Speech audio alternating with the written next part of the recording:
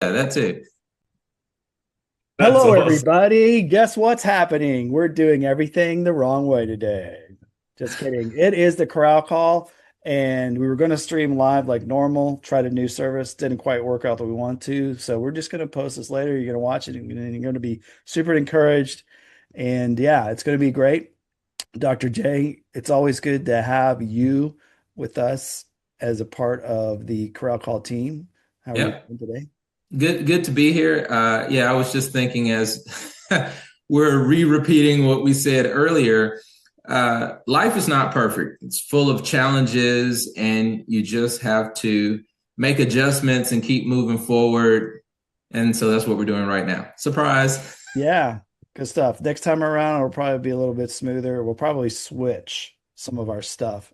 This is all just stuff that happens in the background, and everybody just gets to enjoy the beautiful content that comes out from week to week. But this week, we're excited to have John Devries with us. How are you doing, John?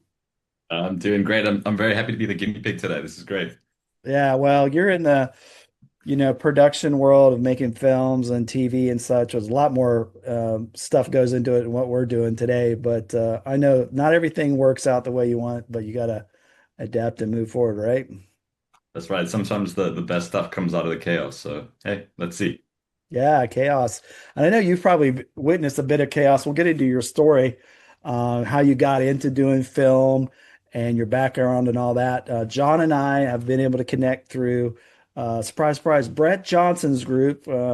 Brett and some of the folks in that group have all been a part of our different shows throughout the last year.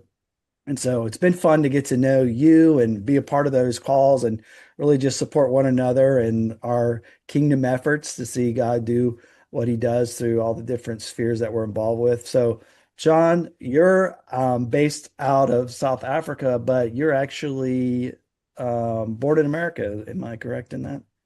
Close. So I was born here to American father. My dad was planting churches here in the 70s and onwards. I met my mom, and I was the result. And so things got a bit hairy politically, and we had to flee, a family of seven, over to the US. And started our lives that side. Lived there for 9 years. Then my parents, being in the ministry, felt a calling to come back to South Africa and work with children here. And so I came with them. My siblings stayed behind. So I'm kind of torn between two worlds. Very much so. My roots are in South Africa, but if I think of like what's my country, what's my home, it's always the US. It always comes back. So yeah, I'm always torn between two worlds. I often joke I kind of decide my nationality when I wake up in the morning, and that's that's how I go about my day. But yeah, Excellent. So we love that dual citizenship type of reality that you get to enjoy there. So you grew up in this ministry type of life with your family, but eventually you started, well, I think you started out pretty early with your interest in film and making movies and things of that nature.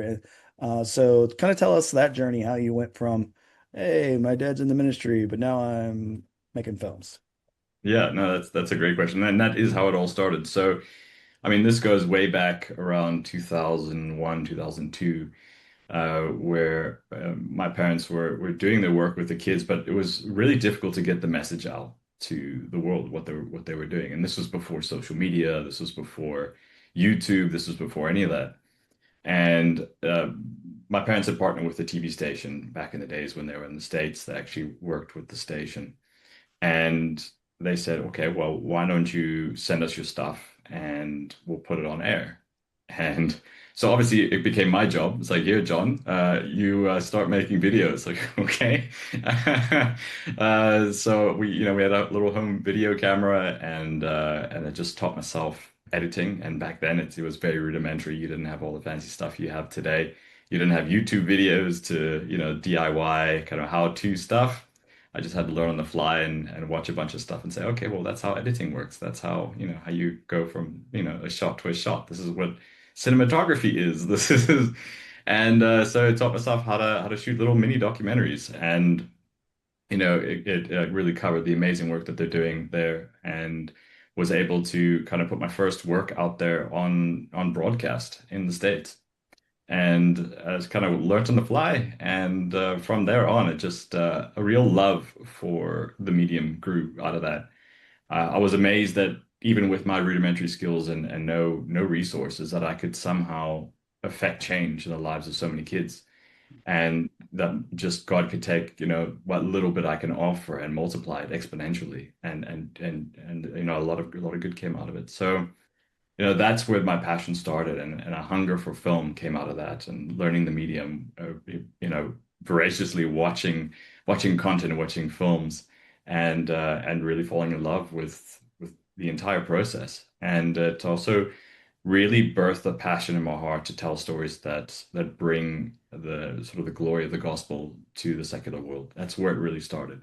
And yeah, now this was way back in 2002, around there, and hasn't waned since. It's only going stronger. Oh, that's awesome.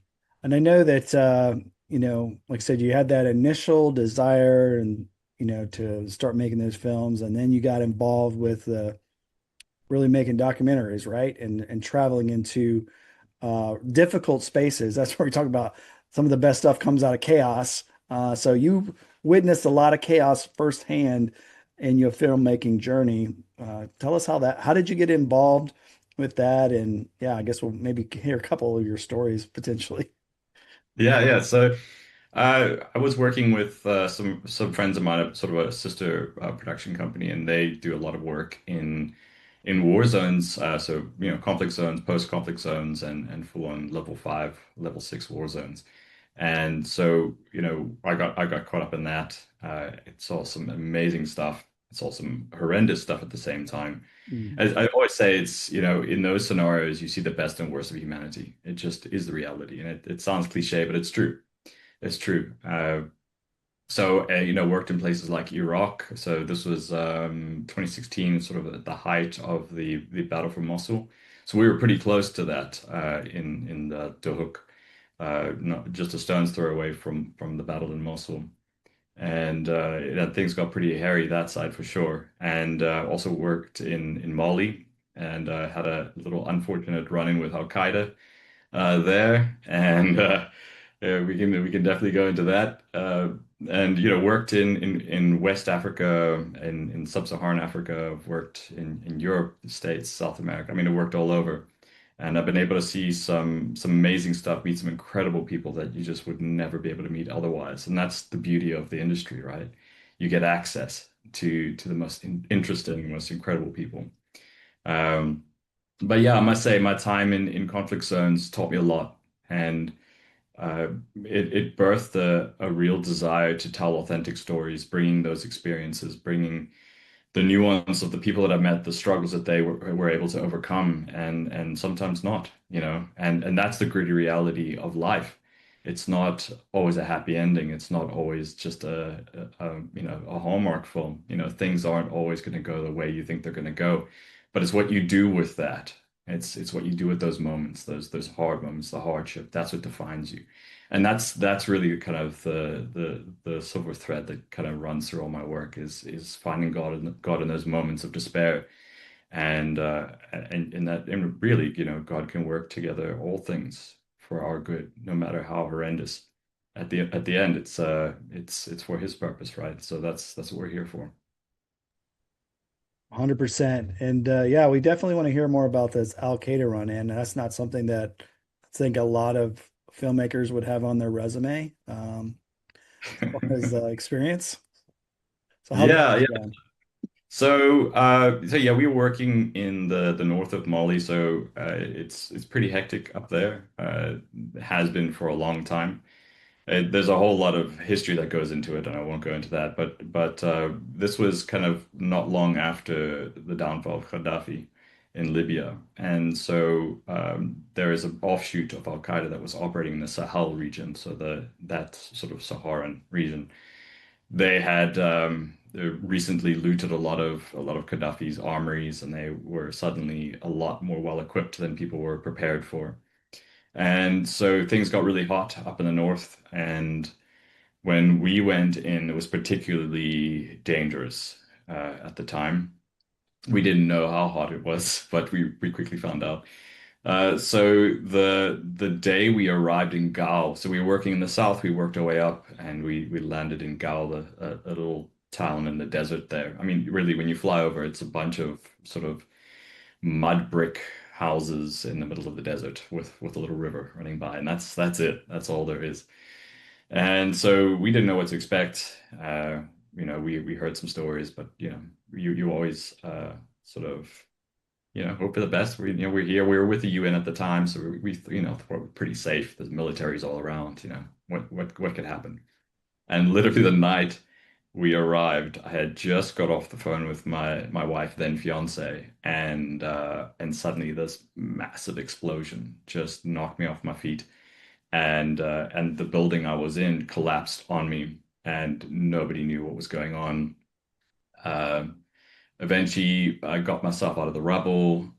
Couldn't find my photographer. We were shooting together, and we were, just I suddenly saw her running off into the distance, and the light in the base had shut off. So it's the middle of the night. It's pitch black. It's chaos. People are screaming. There's dust flying everywhere, and we're all just kind of. So I thought it was a rocket attack, or a mortar attack. And so I'm thinking, okay, we need to, get duck under cover.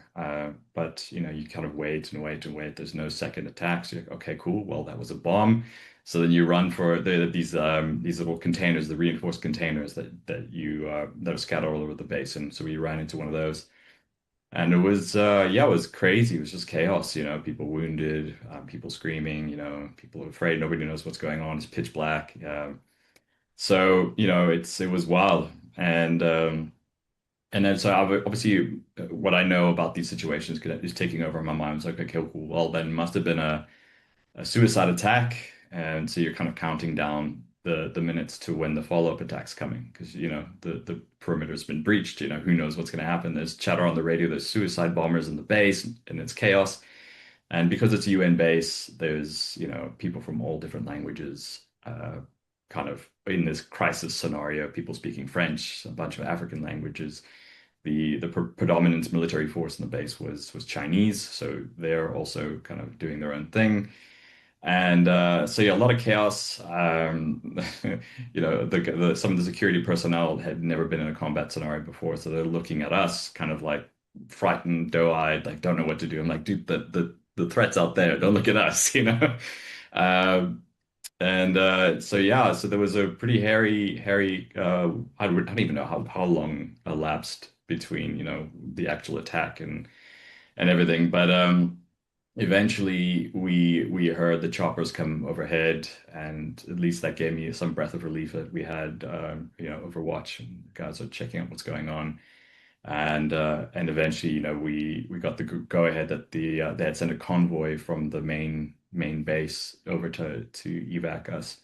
And I didn't even realize I had shrapnel in me and I was bleeding. And uh, actually, funny enough, a Green Beret, I'd love to find his name, was their US Green Beret, and he actually patched me up, and we had a good chat. He's from Fort Bragg, so if he's listening to this, and if you were there in Mali, hit me up. It'd be great to catch up.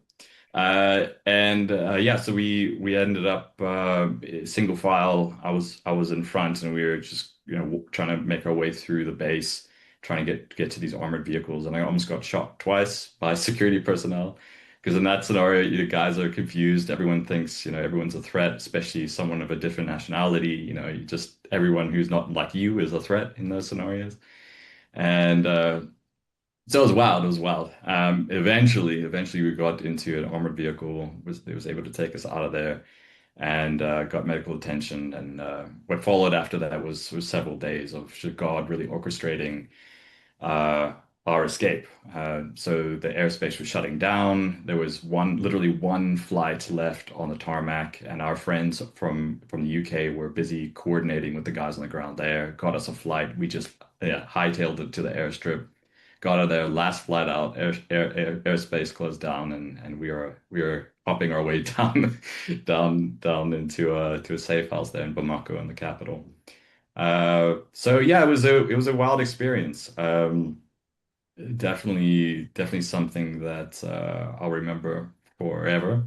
And But what was amazing is we were really bleak that we couldn't finish the job because we had come there specifically to work with UNICEF, and there's a lot of kids being harmed by the conflict there, and their studies are interrupted, no schools, no nutrition because there's no food coming in.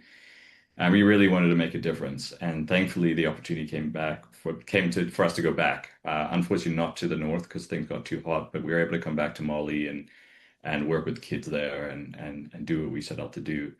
So I'm really stoked we were able to do that because otherwise I think it would have felt like a defeat. We just leave when those kids can't leave. They're stuck there. There's nowhere for them to go. So at least we're able to do something. So yeah, that's one of many many interesting stories. Yeah, that you said is wild. Yeah, most people are not going to have those kind of experiences in there, especially if they're like, I didn't actually sign up for the military, but then you're having those type of interactions and stuff that you see on, TV shows and films. You're living it out. It's pretty wild. So, how did that experience of working in those environments kind of prepare you in to do what you're doing now? And you co-founded TH Films. How did that kind of, like I said, propel you into that? Yeah. So I think those kinds of experiences really inform you as who you are as a person. I think it gives you a perspective, a very unique perspective in terms of sort of just the struggles that people go through. Seeing these refugees in Iraq running from everything. Trying to provide for their kids. Um, uh, one really kind of potent moment is you walk around these refugee camps and these people have nothing, literally have nothing, and they're trying to feed their kids and they're trying to make their way. But the inbuilt hospitality in their culture is so much so that you walk in and they'll offer everything that they have to you as their guest. They'll put out a spread, and then this is more than they'll eat, or drink in a week, and they'll offer it to you because that's just who they are. Um, and seeing people triumph, seeing a mom, uh, her shoes are just a mangled mess. She's probably been wearing the same shoes for 10 years. Uh, and then, she has nothing. But then seeing her kid sending her off to school with neat clothes, new shoes, and it's like just the sacrifice of a mother in those scenarios. And there's those kinds of images, those moments, those things kind of carry with you. And it definitely humanized the world for me. And it gave me a perspective in terms of the triumph in the midst of adversity, and I think that's something that really kind of stuck with me, and just seeing God in those moments and how He carries us through despite everything. And so when back in 2012, I found myself in the commercial space for the most part, commercial and mixed with documentary, TV, all that.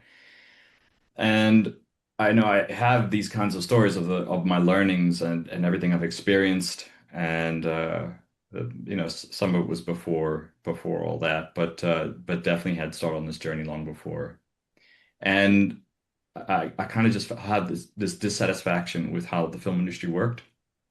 It was the content didn't agree at all with my worldview. It was everything in antithesis to what I believed should be put out there, and also the way it was being done, the way people were being treated, the working hours, the conditions, the pay, and just the general dehumanizing of people, especially back then, especially in the commercial space. It just kind of felt like this is not how things should be run. I mean, we could do things differently. And that dissatisfaction with the content and also how the content was being made was what started TH Films. It was a vision of creating a film company that can make content that honors God for the secular market, that tells stories well in excellence, authentic stories, stories with heart, stories that aren't afraid to touch the darkness, stories that force people to look and deal with the darkness, but at the same time celebrate the light. And also do it in a way that is honoring of God, honoring of our message. The method should and the method and the message should coexist. They should be the same. They should honor each other. There shouldn't be this what I see, even in the Christian space, sort of the same problematic business practices being done that I see in the secular industry, and that's not on. And so, yeah, that's what TH Films was all about, is it making content that we want to make that honors God, that is exciting, that is authentic, that is excellent, that is shoulder to shoulder, what next to the best of the best you can find in Hollywood, but at the same time is done in a way that honors God. So yeah, that's TH.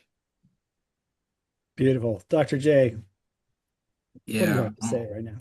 Oh my gosh. I love it. I mean, there's so much to unpack there. But John, if you could speak specifically to, I mean, something that hits me throughout your story is this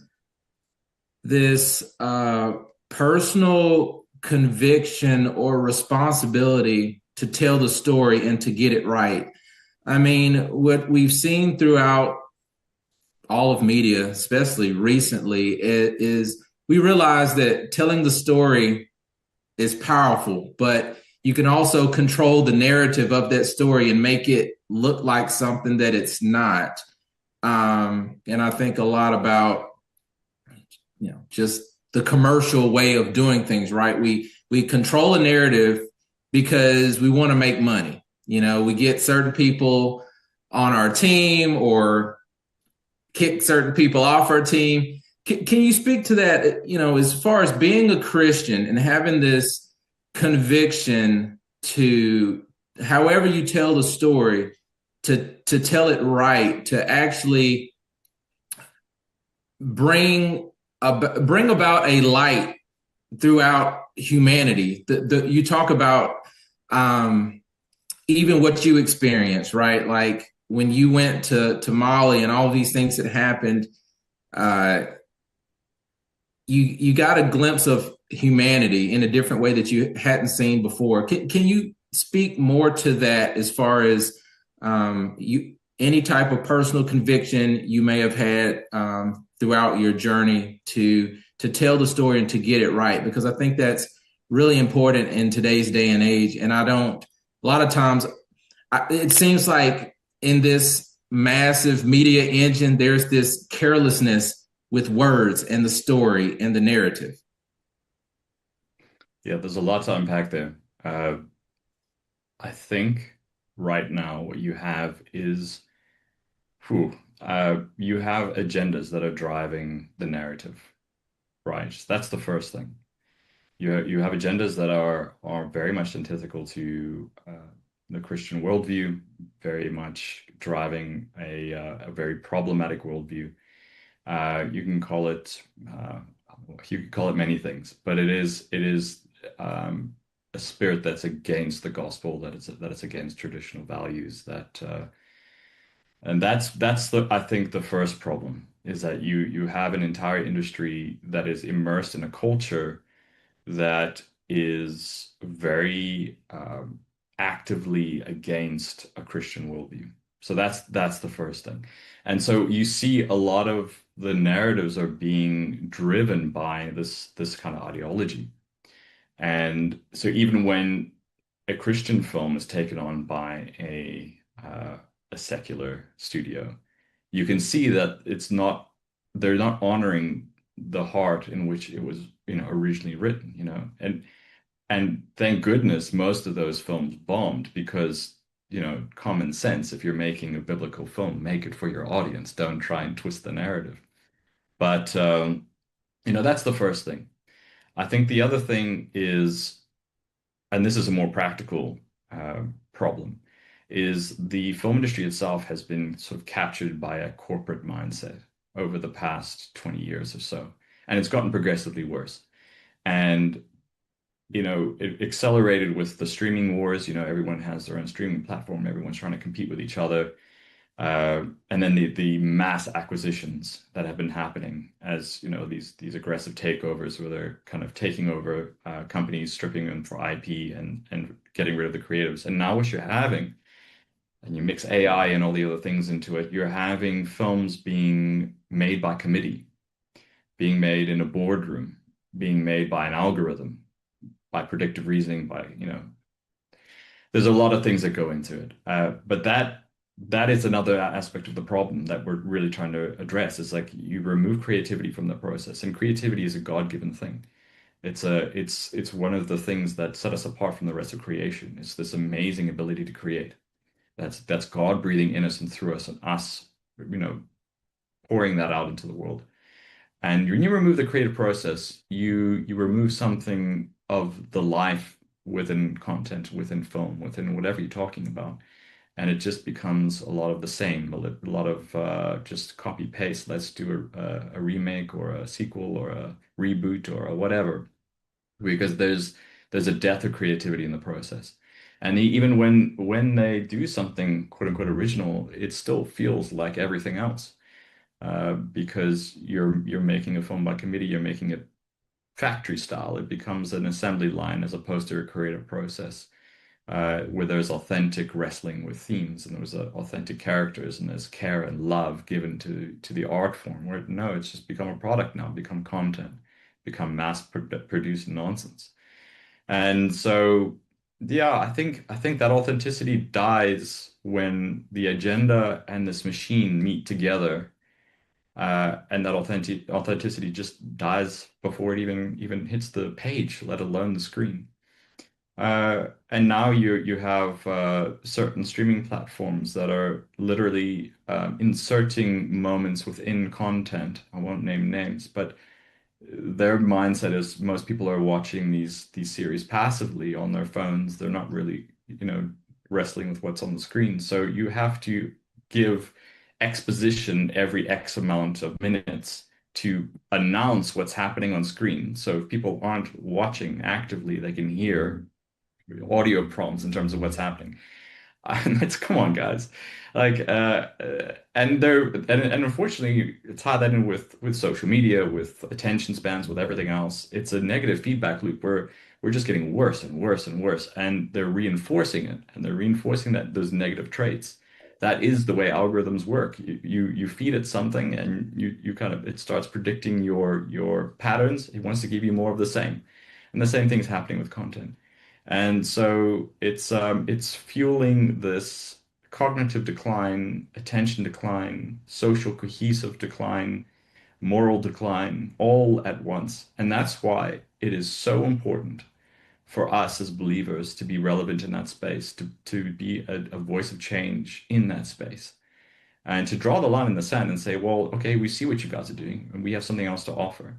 And what better time for Christians to be seen, to stand up and be noticed when we're being anti-culture, not just from a moral point of view, but actually standing up and making quality content, the kind of content that we used to see, the kind of content that's lovingly crafted in adoration and awe of God and who He is. And that is our offering to Him, this excellent, excellent film and TV work, even music, art, I mean, whatever your medium is.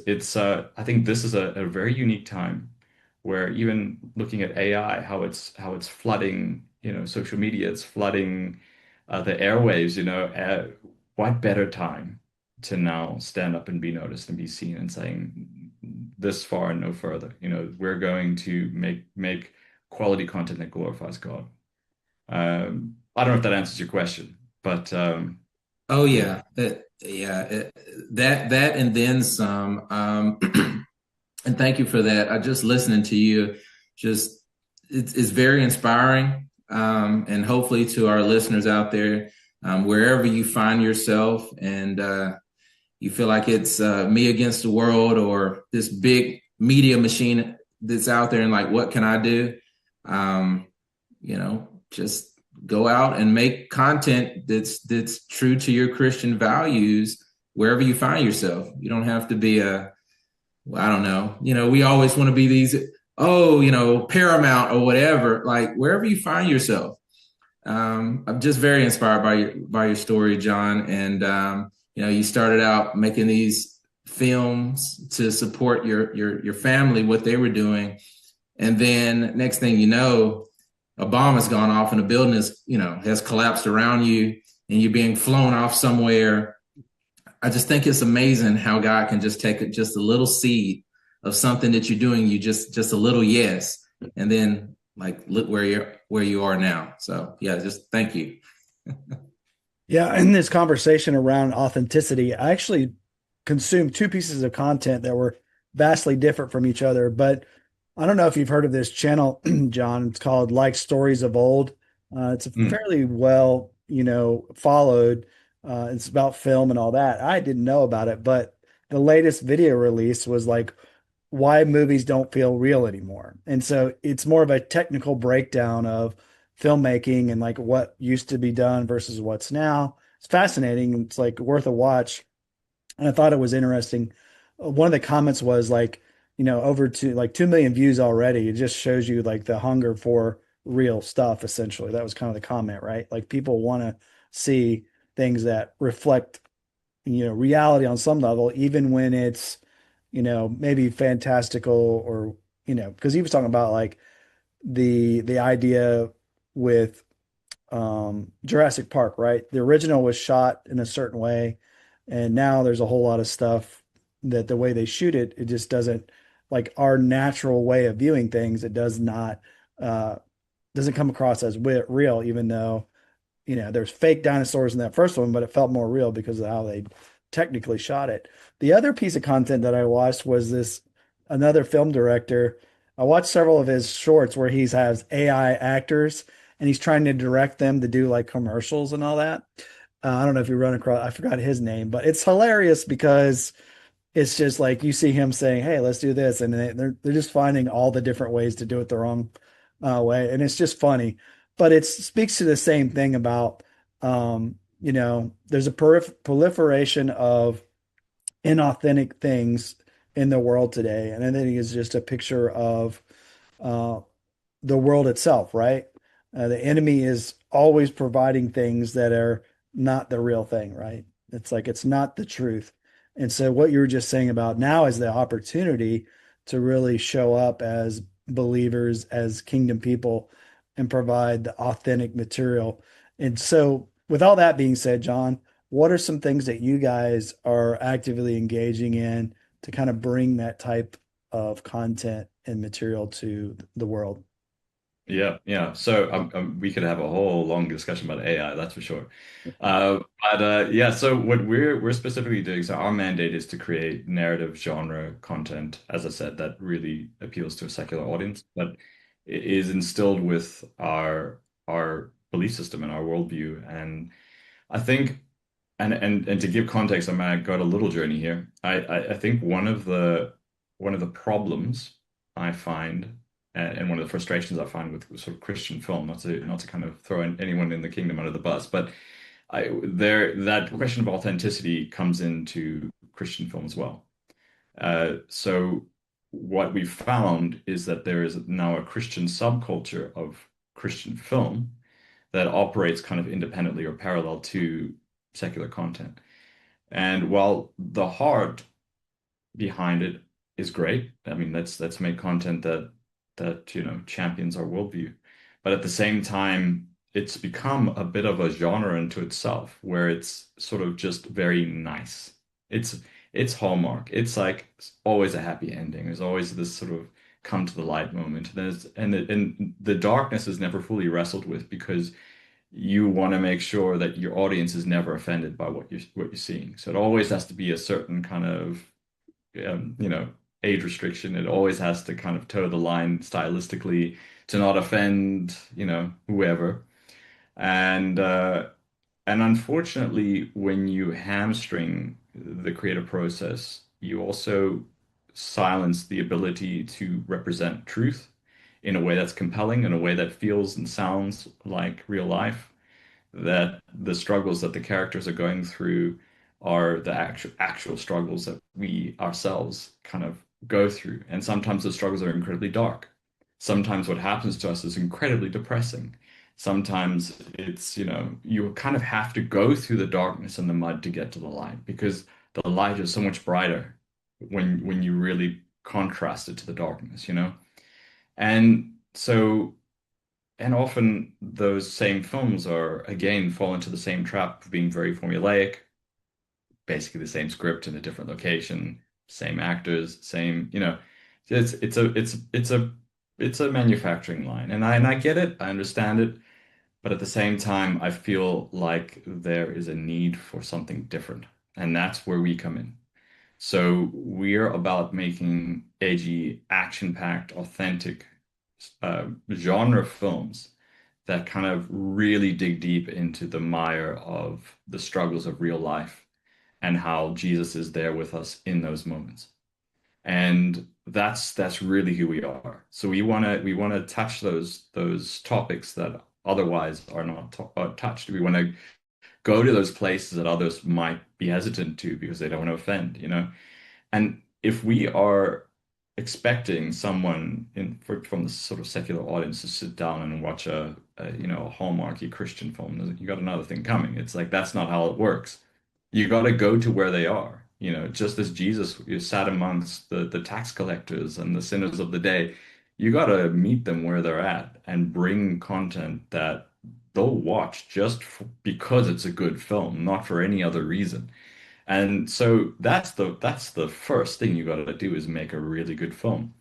And so, we got a few films on our slate, all kind of within, with Western, sci-fi, action, that kind of thing. That's where we really come alive. And one of the key mark, Holstone, and there goes my words already. Keystone projects that we're working on at the moment is called The Other Side.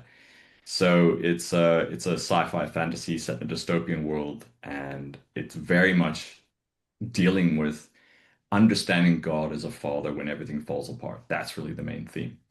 And it's all allegory. It's all told in a really authentic way, and a lot of it is a working through from a creative point of view of a really dark period in my life.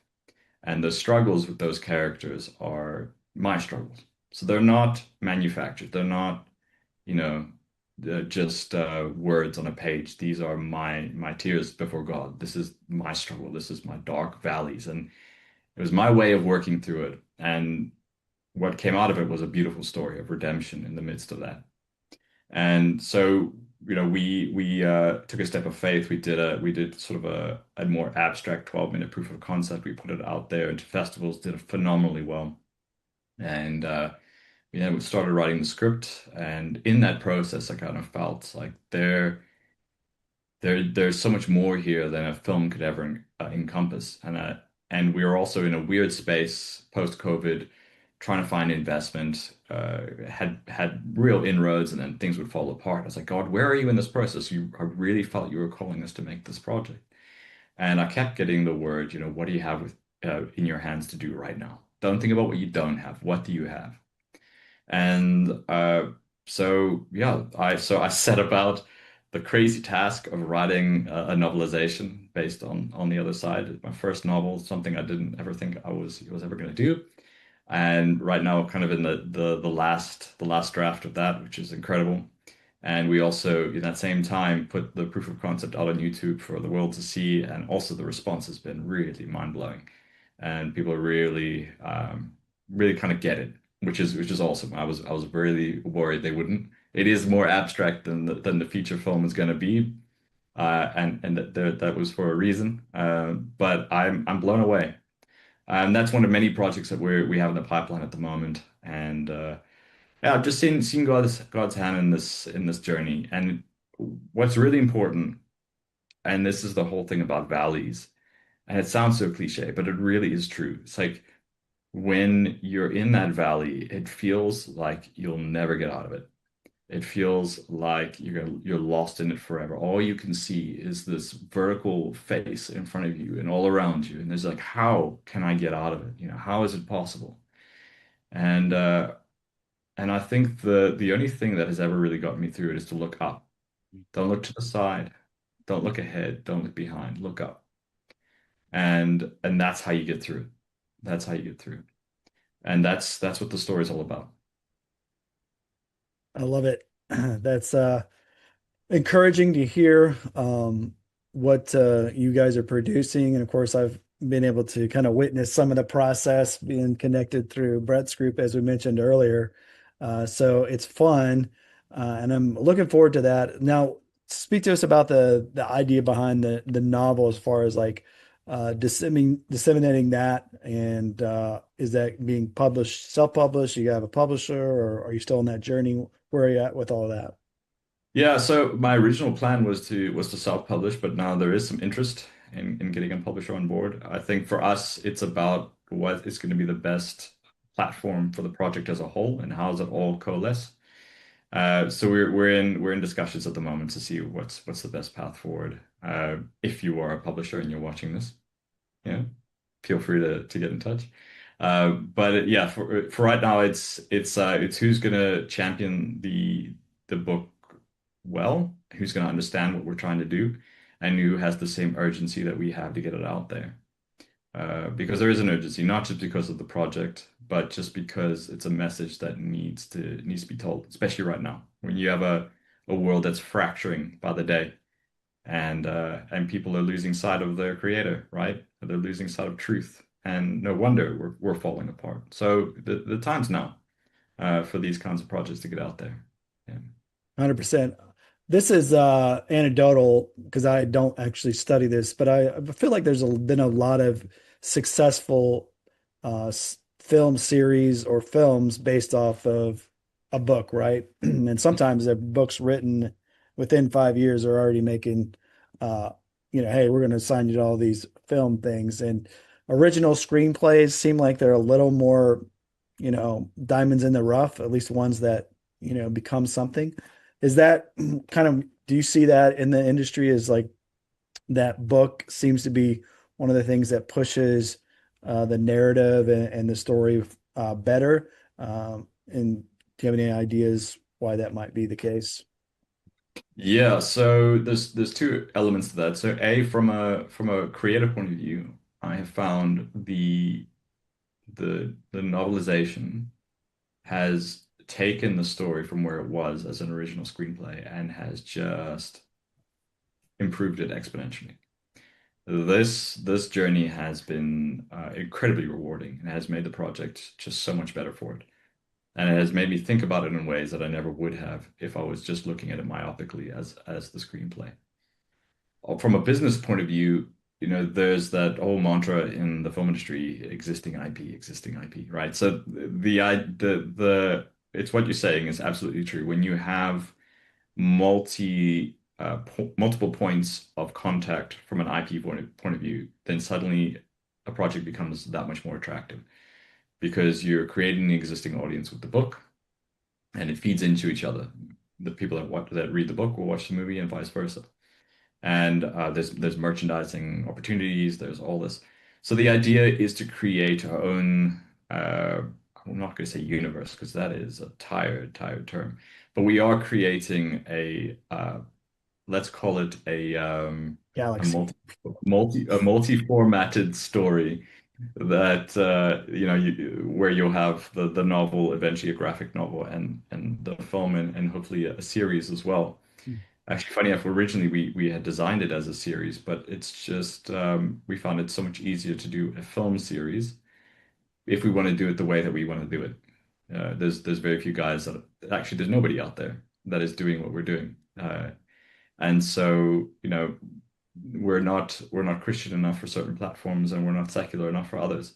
And the only way to kind of be stewards of what we're doing here and the integrity and the authenticity of what we're doing is to yeah, own the process. So yeah, that's made financing a lot harder than it would have for another film, which is why it's kind of taken quite a long time for this one.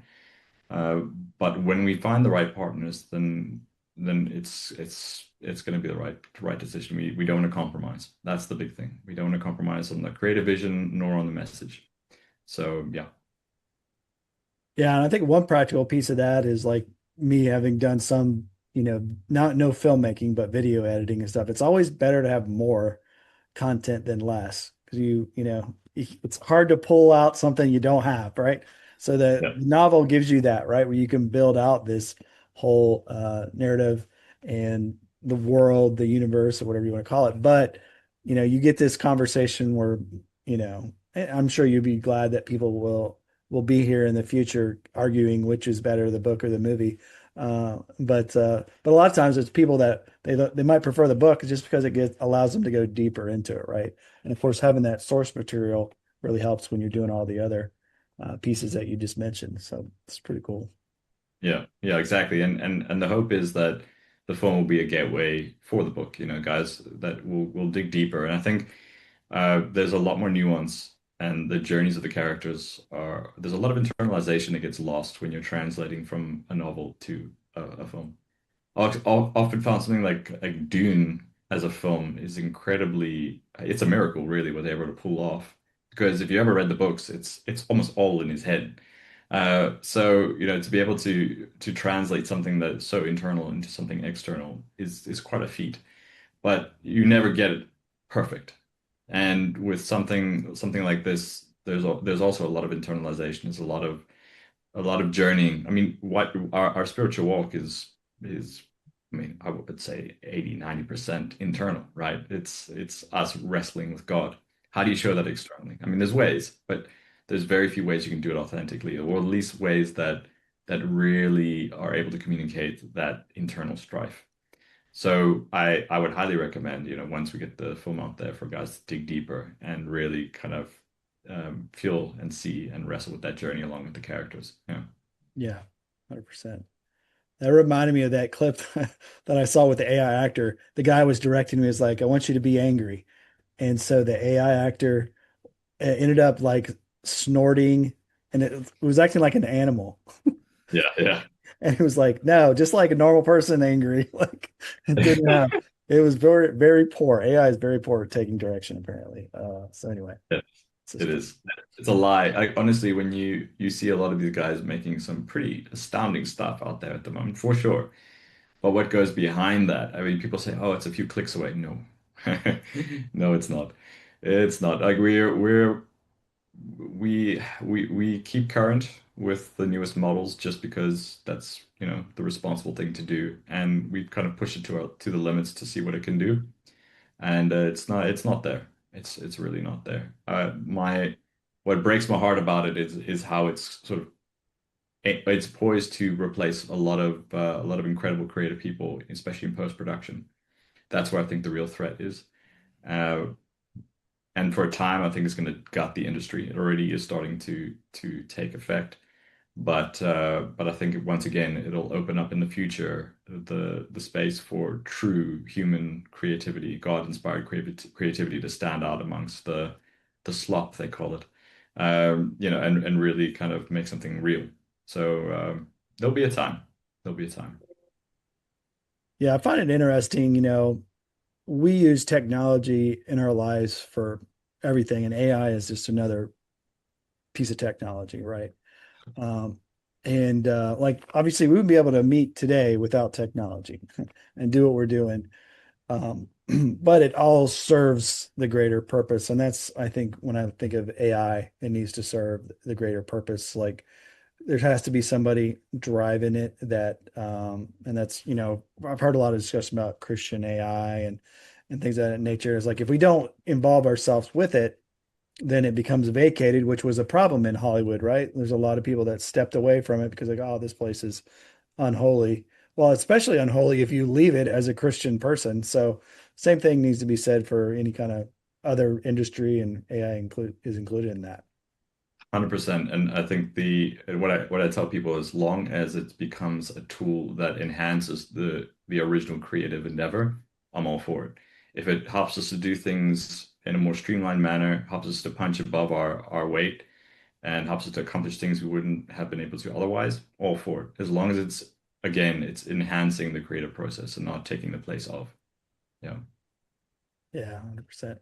Dr. J, did you have some more to add today or question? Yeah.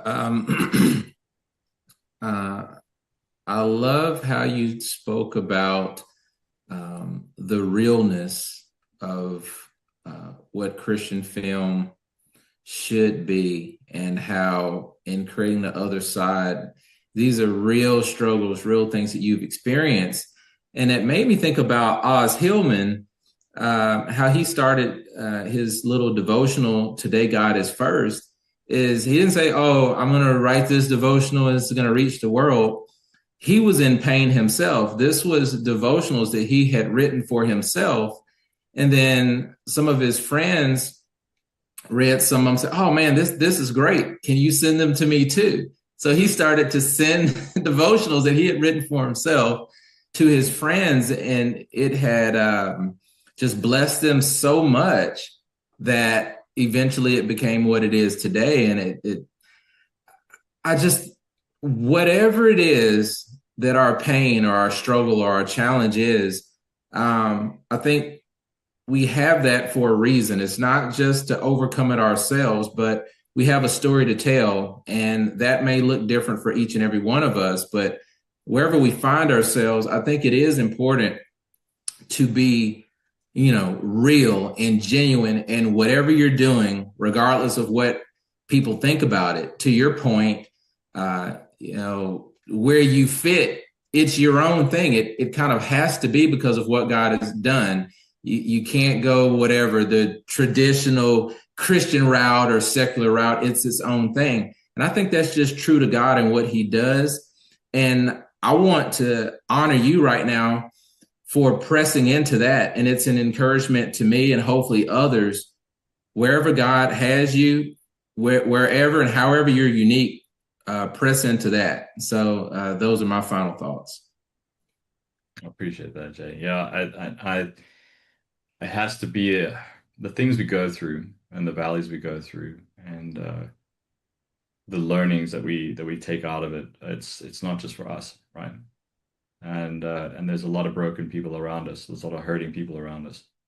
And I think if the dark times we go through can be any help to nudge others towards Christ, then it's our responsibility to use that brokenness for his glory. And even if it hurts, even if it really hurts, and in my case, it absolutely does.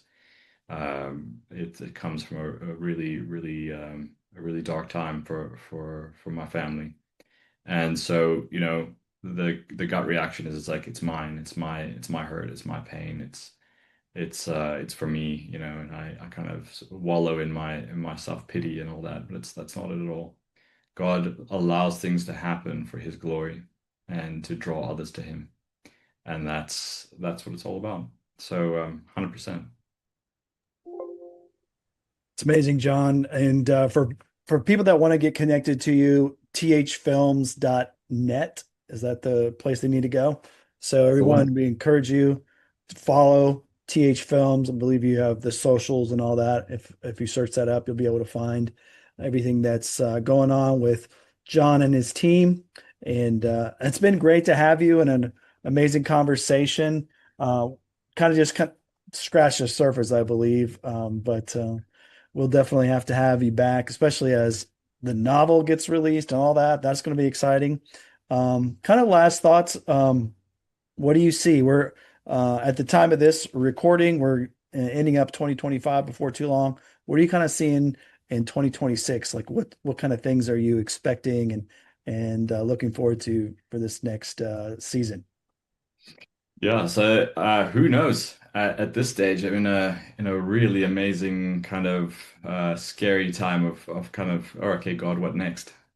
So we have our plans for sure, and it looks like having our film in production in the first quarter and having the book out as well, right about the same time as production starts. So that's kind of our perfect narrative. But what I've learned, especially over the past 5 years, is that God laughs at our plans sometimes, and sometimes He has something even more glorious, right? So that's where we're at.